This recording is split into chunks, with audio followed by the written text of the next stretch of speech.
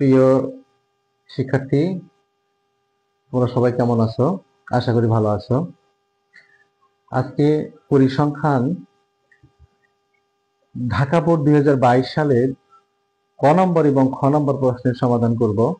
লক্ষ্য রাখো অত্যন্ত মনোযোগ সহকারে। কোন শ্রেণীর 60 জন শিক্ষার্থীর ওজনের কেজিতে গণসংখ্যা নিবেশন সারণী নিম্নরূপ।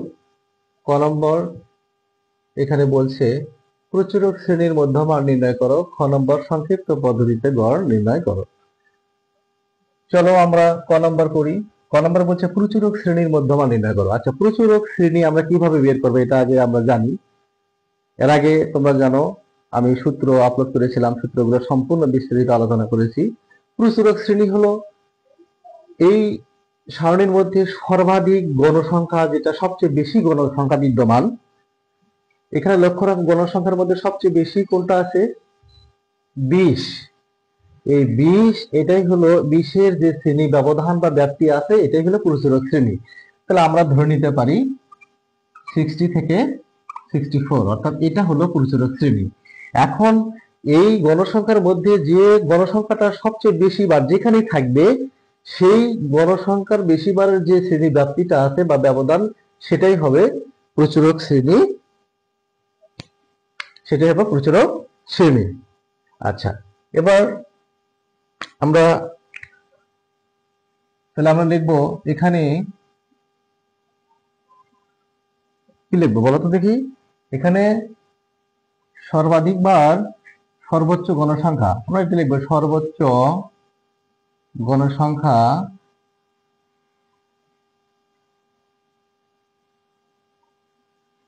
20, সর্বাধিক গণসংখ্যা 20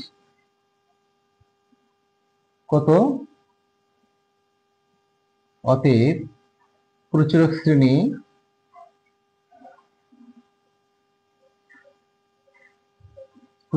কত হবে?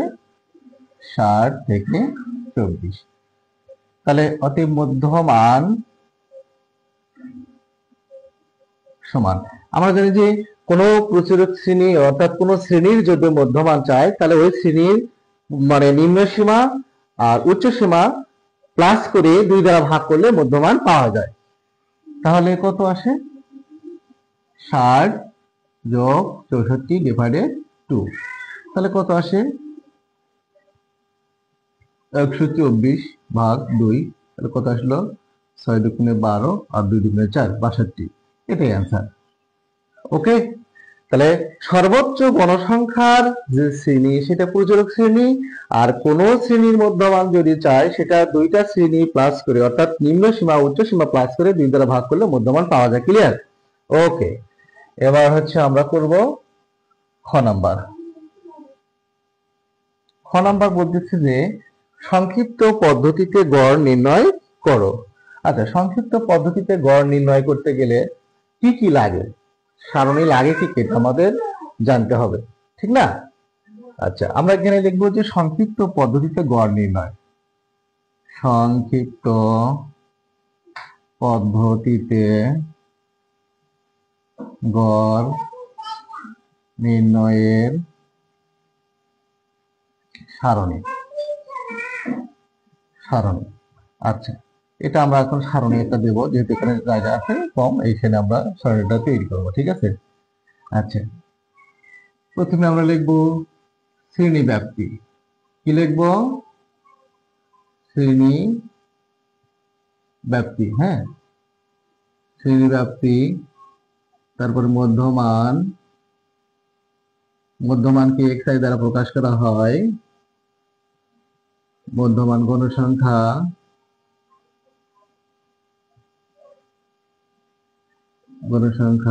fi, তারপর ধাপ বিচ্যুতি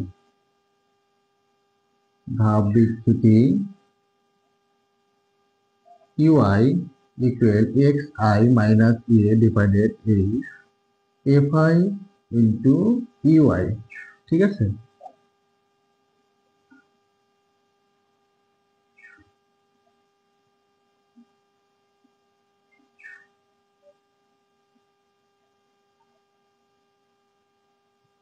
দেখো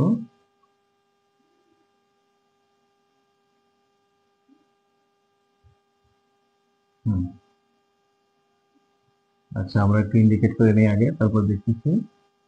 আচ্ছা, শ্রেণী ব্যাপ্তিটা আমরা লিখবো কত, 45 থেকে 49, তারপরে 50 থেকে 54। আচ্ছা, এটা দেখে নিই আগে, 55, 60, তারপরে কত, 65, তারপরে 74। এটা আমরা লিখে নেই, আমরা লিখি ইচ্ছা মতো আমরা লিখে নিই, হ্যাঁ। আচ্ছা, তোমরা স্কেল দিয়ে সুন্দর করে খাতায় মার্জিত ভাবে এগুলো করবো। আমি যেহেতু এগুলো আমি হাতে করতেছি, একটু বাঁকা হতে পারে, তোমরা স্কেল দিয়ে সুন্দর করে খাতায় তোমরা করে নিবা, ঠিক আছে। একটু বাঁকা হতে পারে হাতে। 54, তারপরে হলো 59, তারপরে হচ্ছে 59 পরে আছে 64, 69, তারপরে হচ্ছে 74। ওকে, মধ্যমান। আমি আর আগে আলোচনা করলাম, পরিচূরক শ্রেণী হোক আর যে কোনো শ্রেণী হোক, সেই দুইটা শ্রেণীর মধ্যমান নির্ণয় করতে গেলে দুইটা যোগ করে 2 দ্বারা ভাগ। তাহলে 45, আর দেখো 45 যোগ কত, 49, যোগ করে কত দাঁড়ালো, 94 ভাগ 2, তাহলে 47। কত লিখবো আমরা, 47। আচ্ছা, তারপরে দেখো কত আছে, 50 যোগ কত, 54, 104 ভাগ 2, 52। আচ্ছা, একটা সহজ বুদ্ধি শিখে দিয়ে তোমাদের, এই দুইটা যোগ করে 2 দ্বারা ভাগ করলে মধ্যমান পাওয়া যায়, ঠিক আছে। কিন্তু আমরা বারবার এটা কি করব, বারবার এটা কাজ করলে সময় অপচয় হবে। এই জন্য আমরা করব কি, একটা বের করে নেব, বের করার পর দেখবো যে শ্রেণী ব্যবধান কত। যদি শ্রেণী ব্যবধান 10 হয়, তাহলে আমরা 10 যোগ করে দেবো একটার সাথে একটা। আবার যদি 5 হয়, 5 করে যোগ করে দেবো। তাহলে দেখো এখানে 47-এর সাথে 5 যোগ করলে কত হয়, 48, 49, 50, এখানে 52, 5, 52। তারপরে এখানে তাহলে আমরা 5 যোগ করে দেই, কত আসে, 57, তাই না, 57।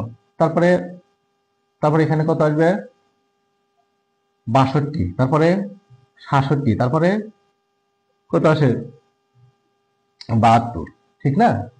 তাহলে 47, 52, 57, 62, 67, 72, এগুলো হচ্ছে কি পেলাম আমরা বলতো, মধ্যমান পেলাম। গণসংখ্যাটা আমরা লিখে নেই, 4, কত, 8, 10, 20, 12 এবং 6। ধাপ বিচ্যুতি, এখানে একটা অনেক স্টুডেন্ট এটা ভুল করে, এই ধাপ বিচ্যুতি বের করতে গেলে অনেক ঝামেলা পোহায়।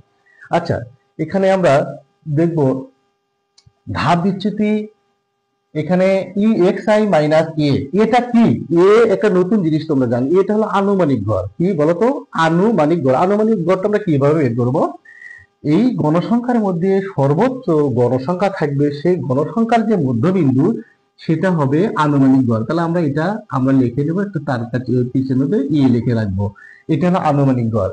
আর এই আনুমানিক গড়ের যে ধাপ বিচ্যুতি আছে, এটাতে আমরা শূন্য বসাবো, ঠিক আছে। একদম সহজ ভাবে তোমাদেরকে শিখে দিচ্ছি, আমরা মানে পেঁচানো গোছানো পেঁচানো অঙ্ক করতেছি না, খুব সহজ ভাবে তোমাদেরকে আমি বুঝাচ্ছি, ঠিক আছে। ওকে, এখন শূন্য, আর এখন এই উপর দিকে যাবে -1, -2, -3, আবার 1, 2, ঠিক আছে।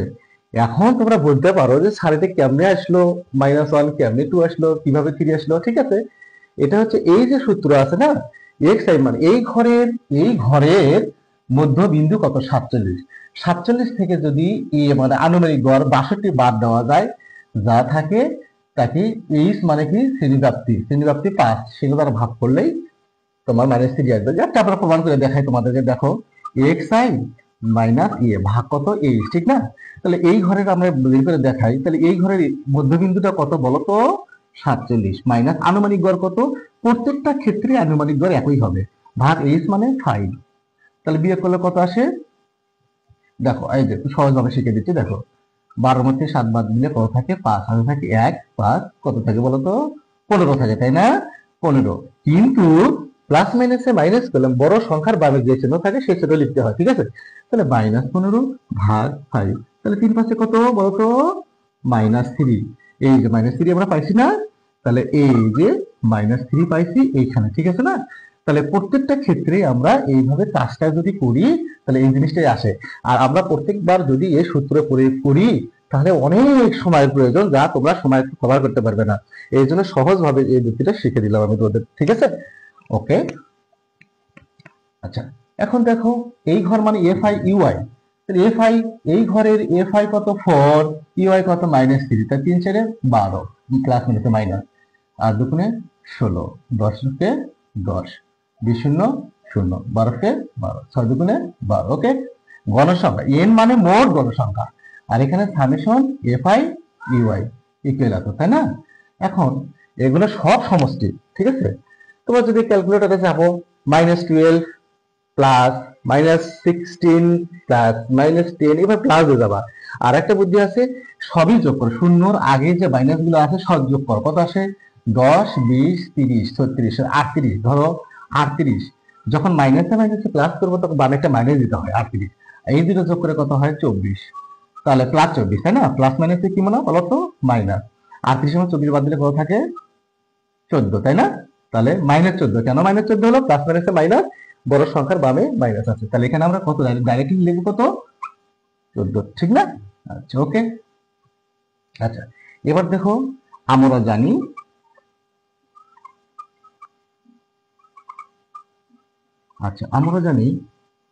সংক্ষিপ্ত পদ্ধতিতে গড়ের সূত্র আছে, আমরা জানি কি জানি বলো তো দেখি। আচ্ছা এটা সংক্ষেপে লিখি, সংক্ষিপ্ত পদ্ধতিতে গড় সমান সমান a plus summation F I u i ভাগ এন গুণন কত? এইচ, ঠিক না? এ মানে আমাদের জানা আছে কত? 62 প্লাস এটা আমাদের জানা আছে কত? -14। এন মানে কত? মোট জনসংখ্যা প্লাস করে নেই, কত আসে দেখো তো? 12, তারপরে কত? 22, কত? 44, 40 12 কত? 44 যোগ 12 যোগ 6 কত আসে? 62, ঠিক না? 62, ঠিক আছে তো? 62, আচ্ছা 12 22 22 20 12 6, 62 না, কত আসলে? 60 না, 60, সরি 60, হ্যাঁ 60, কারণ এখানে 60 জনের কথা লেখা আছে, এখানে 60 হবে। যাই হোক, এখানে 60 আমি 60 সরাসরি লিখতে পারতাম, কিন্তু তোমাদেরকে দেখানোর জন্য আমি এটা লিখলাম। আসলে এখানে যে টোটাল দেওয়া আছে 60 জন, ঠিক গণসংখ্যা 60 মোট, তাহলে এখানে আমরা 60 লিখবো, তাই না? কিন্তু এইচটা কত? 5। এখন দেখো না, 62 প্লাস মাইনাস মাইনাস, তোমরা এখানে 5 14 70 দিতে পারো, মাইনাস দুই ভাবে করা যায়, 70 নিচে কত? 60, ঠিক আছে? এখন দেখো, এখন আমরা 62, এই যে প্লাস মাইনাসে মাইনাস 60 কত আসে? 70 ভাগ 60 দেব, 1.16, আরো সংখ্যা আছে তার জন্য 7 দিলাম। আচ্ছা এটা যদি মাইনাস করি তাহলে কত আসে? 60.83, এখানে দেখুন 60.83 আছে, আরো সংখ্যা আছে, এই জন্য আমরা এখানে শুধু 4 দিলাম, এটাই অ্যান্সার।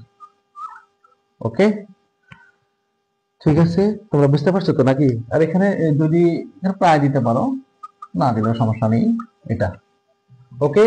তাহলে ঢাকা বোর্ডের এই যে ক আর খ সমাধান করলাম, আর পরবর্তীতে আসলে গ নম্বরে শুধু গ্রাফ পেপারের অঙ্কই থাকে, বিশেষ করে আয়তলেখ, অজীব রেখা, গণসংখ্যা, বহুভুজ, এটা আমরা পরবর্তী ভিডিওতে আমি সবগুলো গ্রাফ সম্পর্কে আলোচনা করবো, এই জন্য আমি ভিডিওটা অনেক লম্বা হয়ে যাবে, এই জন্য ছোট আকারে তোমাদের আমি দিয়ে দিলাম, ক খ সমাধান করে দিলাম, ঠিক আছে? আর এটা শুধু এসএসসি পরীক্ষার্থীদের জন্যই নয়, এটা অষ্টম শ্রেণী বা সপ্তম শ্রেণীতে প্রচুর শ্রেণীর কথা আছে, গড় নির্ণয় করা আছে, এগুলো শিখতে পারো, সবার জন্য এটা প্রয়োজন। আর বিভিন্ন চাকরির ক্ষেত্রে এগুলো লাগে। যাই হোক, তোমরা সবাই এগুলো যদি এখন ঠিক মতো পড়ো, তাহলে পরবর্তীতে তোমাদের পড়াশোনা শেষ করার পর যখন বিভিন্ন জব পরীক্ষা দেওয়ার জন্য যাবে, এগুলো কাজে লাগবে। তো তা এই গণিতগুলো তোমরা সুন্দর করে প্র্যাকটিস করবা। আর তোমরা আমার চ্যানেলটি ফলো করবা, যারা আমার চ্যানেলে নতুন তারা ফলো বাটনে ক্লিক করবা, তাহলে সহজে পরবর্তী ভিডিওগুলো পেয়ে যাবা। শেয়ার, লাইক, কমেন্ট শেয়ার করবা। আর যদি সমস্যা থাকে কমেন্টে জানাবা, আমি সেগুলো সমাধান করার চেষ্টা করব। তো আজ এ পর্যন্তই। পরবর্তীতে আমরা অন্য মানে এই পরিসংখ্যানেরই আরো জিনিস আছে, গাণিতিক গড় আছে, মধ্যক আছে, প্রচুরক আছে, প্রচুরক শ্রেণীর নিম্ন সীমা আছে, পরিসর আছে, শ্রেণী সংখ্যা আছে। এগুলো আমরা পরবর্তীতে সুন্দর করে আলোচনা করবো। ঠিক আছে, আজ এ পর্যন্তই। তোমরা সবাই ভালো থাকো, সুস্থ থাকো। খোদা হাফেজ।